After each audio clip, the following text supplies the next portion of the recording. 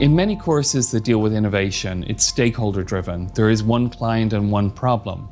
In complex problems, we have multiple stakeholders, multiple organizations, and multiple perspectives. So the goal for this course is to have our students not just think about today's problems and market-driven solutions, but to really be able to engage with innovating around wicked problems.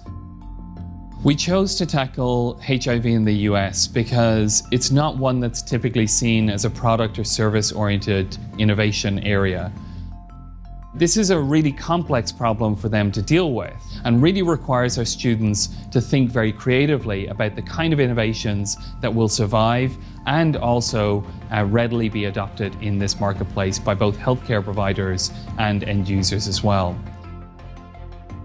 Even though today we have a lot of medicines, we have a lot of prevention methods for HIV, we find that there are new infections which keep happening. There's a lot of social factors that go into keeping this problem alive. HIV home test kits are pretty expensive, and for someone who is working on a small salary, that's not going to be very affordable.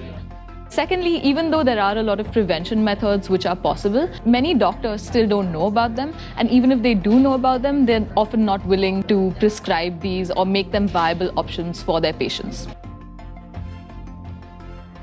Wicked problems are complex, they're tough, and that's why this course is offered and designed in particular for our 16-month students. This brings together students across the Pittsburgh campus as well as the students in our Silicon Valley campus to engage in not just design, business, and engineering, but also software in arriving at new solutions.